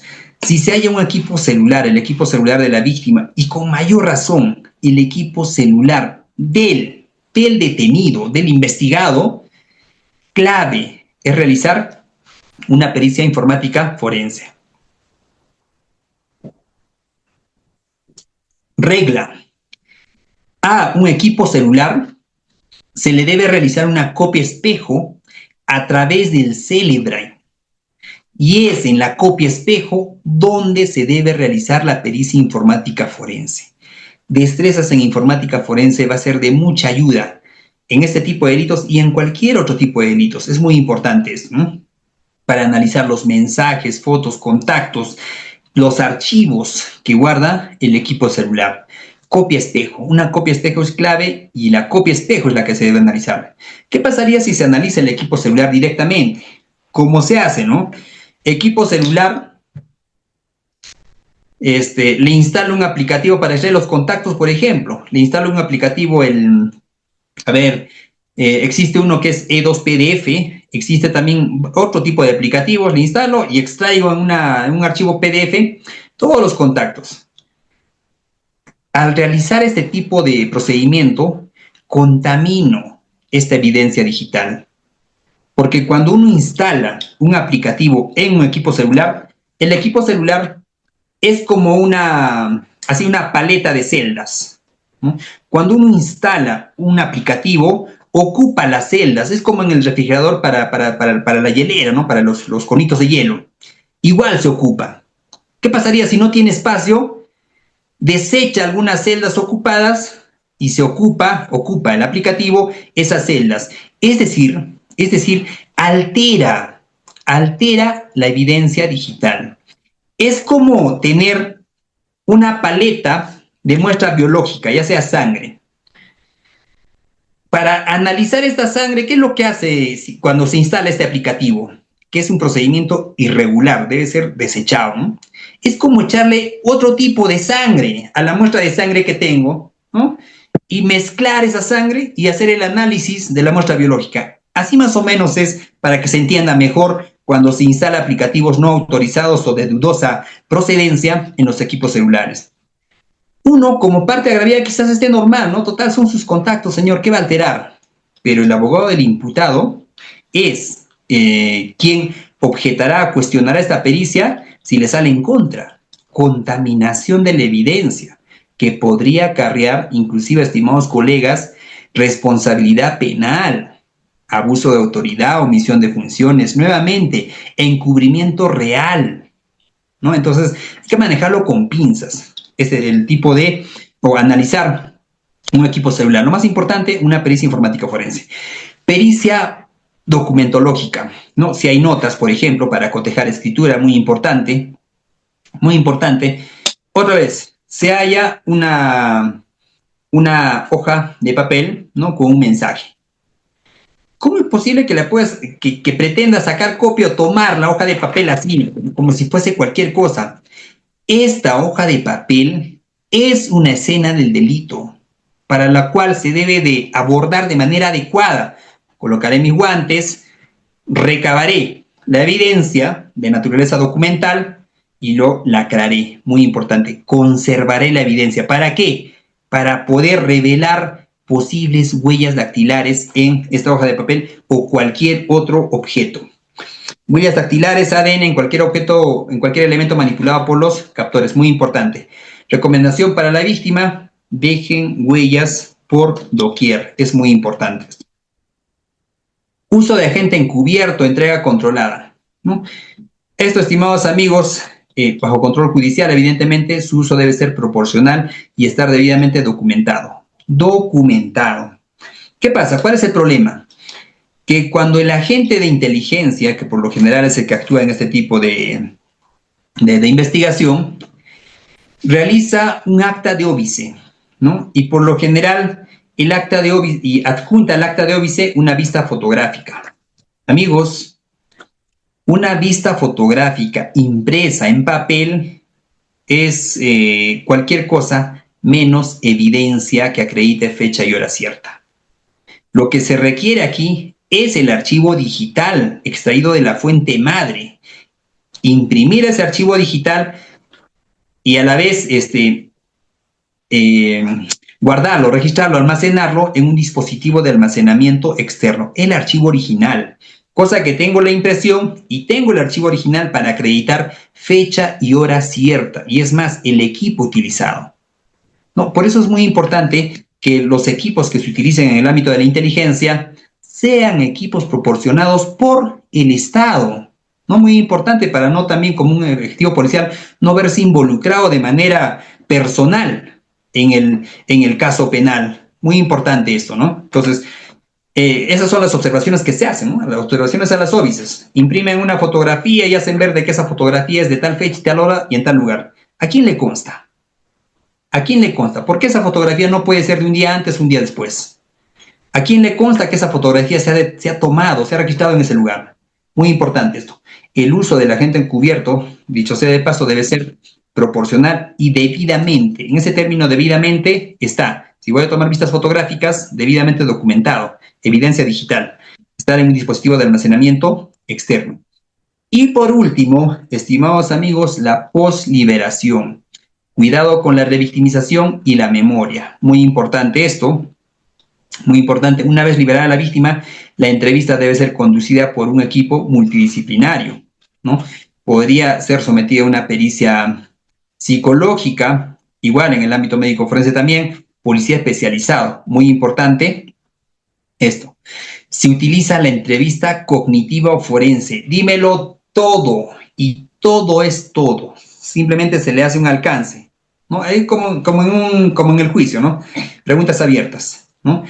Entonces, decirle la preparación previa. Mira, trata de recordar, desde el momento en que saliste de la casa, ¿no? ¿Qué hiciste? ¿Qué carro has tomado? ¿A quién has visto? Una preparación previa. ¿Viste? ¿No viste? Todo. Yo te voy a escuchar, ¿no? Y poco a poco, así, en el ámbito cronológico, después que hiciste, después, hasta ese momento, ¿qué pasó? ¿Qué voces? Todo es todo. Esa es la entrevista cognitiva, ¿no? Y registrar toda la información que proporcione esta persona. Evitar la sugestión, muy importante. Se dice que todas las entrevistas, y estamos hablando, una cosa es la entrevista y otra cosa es el interrogatorio. La entrevista, estimados amigos, es algo informal, es ese momento previo. Y el interrogatorio es el ámbito formal, ¿no? Declaración testimonial de la víctima, por ejemplo, ese es el interrogatorio. Entonces hay que evitar la sugestión en la entrevista, muy importante. Entonces, te voy a preguntar todo, desde que, ¿dónde estaba más antes? En mi casa, ya, desde ahí, ¿no? ¿Qué pasó después? Y así poco a poco, desde el ámbito cronológico, muy importante esto. Dicho todo esto, estimados amigos, vamos a pasar a unas recomendaciones para los ciudadanos en general, para los abogados desde la parte agraviada y la parte imputada. Evidentemente, entendemos que el Ministerio Público debe cumplir un trabajo objetivo, un trabajo diligente, así como la policía. Muy importante esto. Pero si el abogado de la parte agraviada puede sumar, bienvenido sea. Recomendaciones prácticas, contraseñas seguras. Eso de las huellas dactilares en los equipos celulares, ¿no?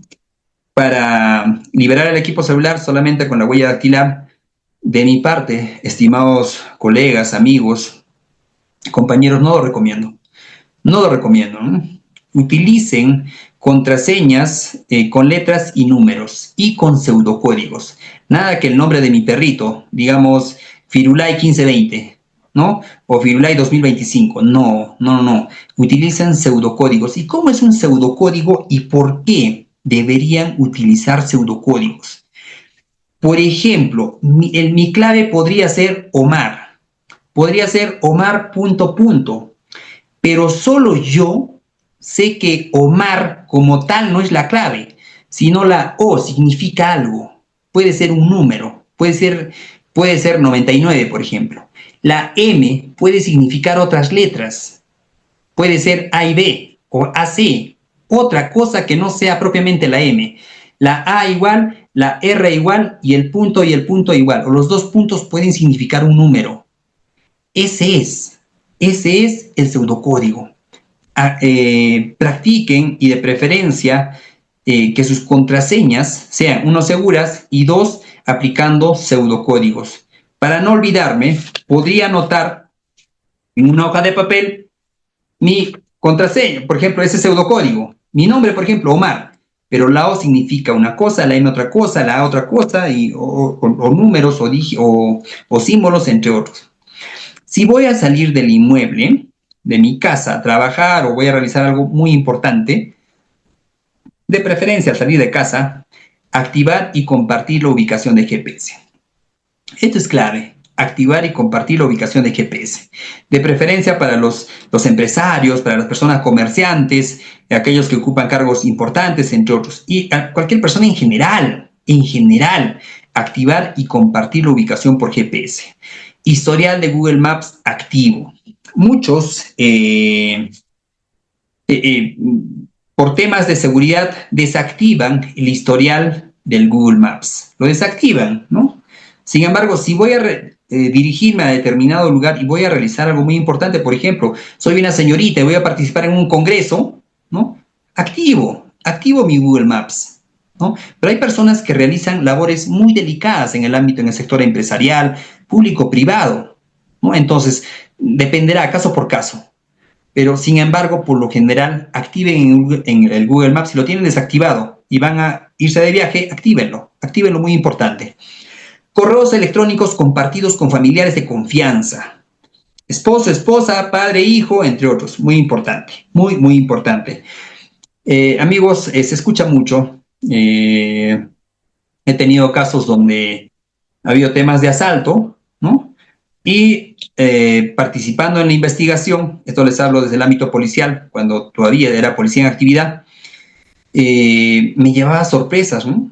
De que el sobrino era el que había dado el dato a los delincuentes, e inclusive tuve casos donde el hijo había puesto, sé que a muchos colegas aquí no, poner significa entregarle en bandeja a determinada persona, a los asaltantes, a los delincuentes. El hijo ponía a su padre, o sea, ponía en bandeja a los delincuentes. Entonces hay que tener mucho cuidado, ¿no? Al hablar de familiar de confianza, evidentemente son familiares de extrema confianza. Muy importante esto. Esto lo cuento por un tema de seguridad, ¿no? Por un tema de seguridad. Equipos vinculados, celular, correo, nube, ¿no? Y es más, equipos vinculados. Un correo debe estar vinculado a mi equipo de mi domicilio, del ámbito laboral, e inclusive al equipo celular. Un correo especialmente creado para eso. Porque, por ejemplo, en mi caso, yo utilizo un correo para mis contactos, un correo para el tema de la nube, ¿no? Por tema de estrategia, de dosificación también del espacio. Sin embargo, se puede utilizar un correo exclusivamente de seguridad. De seguridad. Y no va a ser, pues, el correo no va a tener nombre, un ejemplo, a ver, seguridad Udiápolis, digamos. No. Si estamos hablando de seguridad, la seguridad empieza desde el nombre. Podría ser arroz con pollo 2025, tranquilamente, ¿no? Entonces, dependerá de ustedes. Plan familiar ante emergencias. Plan familiar ante emergencias. Y esto es clave. Toda dependencia policial tiene un plan de seguridad.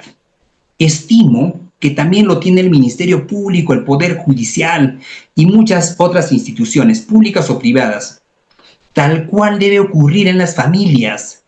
Plan familiar ante emergencias, contactos de emergencia, quiénes son, correos, entre otros. Es muy importante esta información. Plan familiar ante emergencias.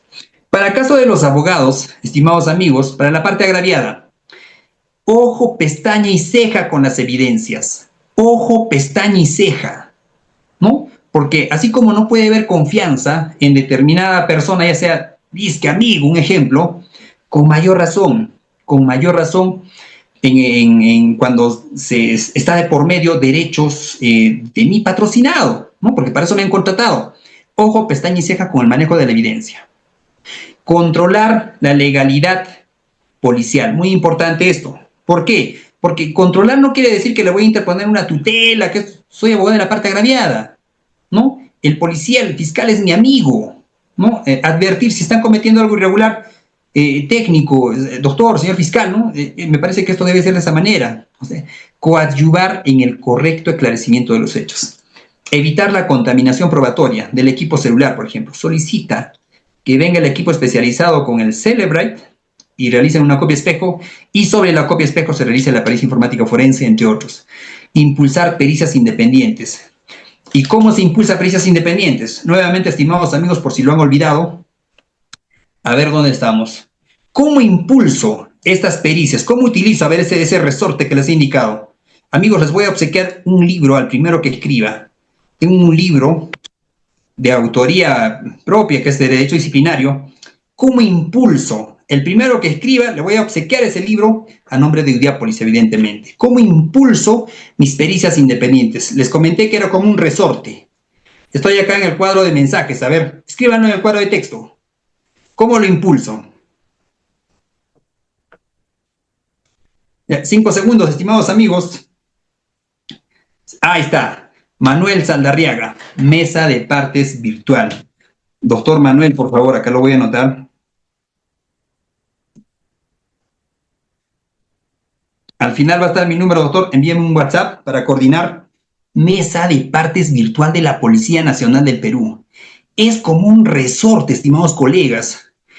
tu cargo, el cargo que has presentado a la policía y solicitas celeridad a través de la mesa de partes virtual de la policía. Vas a generar un HT y es como un resorte para impulsar la debida diligencia.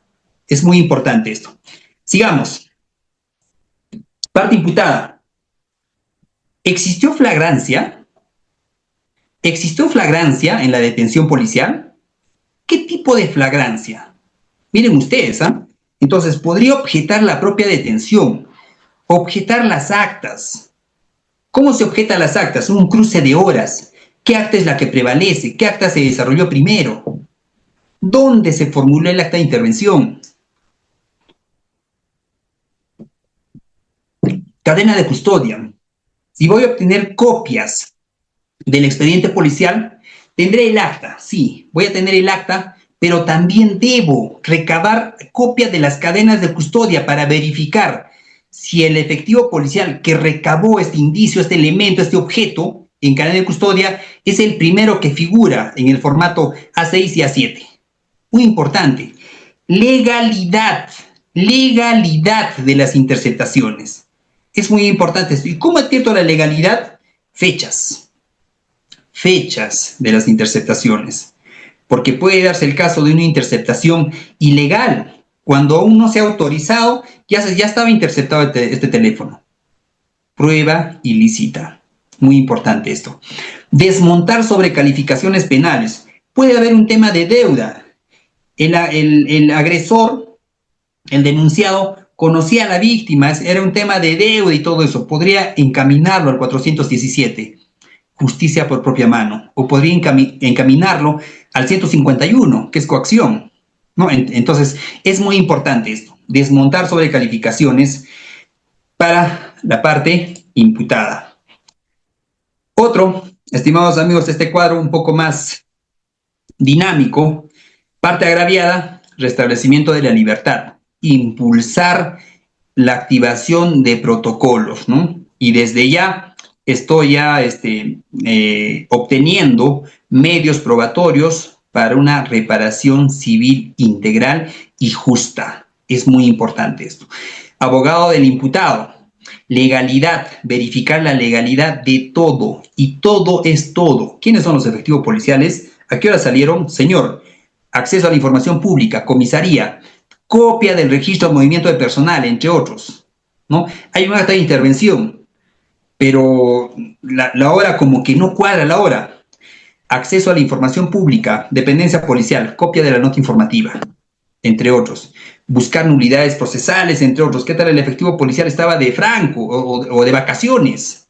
¿No? Y no estaba de servicio, entre otros. Si llego al lugar, grabar. La clave siempre es registrar en audio y video. ¿Y cómo le das partida de nacimiento? Cuando dejes constancia, ¿no? Siempre al final de las actas, un acta de constatación. Dejo constancia que la presente diligencia lo he registrado en audio y video. Le diste partida de nacimiento al registro de video de tu equipo celular. Abogado del tercero civil, exclusión de responsabilidad civil solidaria. El secuestro se realizó en un vehículo, pero el señor tiene su contrato, ¿no?, de alquiler del vehículo para el servicio de taxi, entre otros. Es un ejemplo. Estimados amigos, ya para finalizar y pasar a la parte de preguntas, este cuadro es la que vengo siempre compartiendo en todas las sesiones, ¿no? Que el abogado, ¿no?, las destrezas que todo abogado debe tener, ¿no? Un abogado no solo es un defensor legal literalmente, como se dice, ¿no? No solo es defensa legal, es más. Yo debo saber como abogado a quién defiendo. Regla, a quién defiendo. Es muy importante esto. Y para eso, para una buena defensa, debo saber a quién defiendo, quién es la contraparte, quién es el policía, el fiscal, el juez. Debería saber también si el juez ha sido procesado o no, igual el fiscal ha sido víctima de un delito o no, entre otros. Es muy importante esto, muy importante. ¿Y cómo obtengo esa información?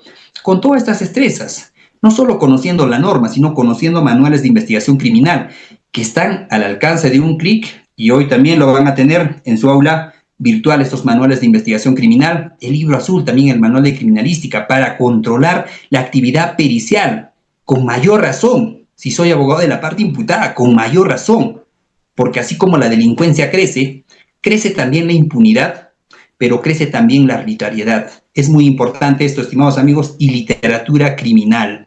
Literatura criminal. Hablamos bastante de delincuencia organizada. Huellas de la Hidra, del maestro Charlie Becerra. Clave.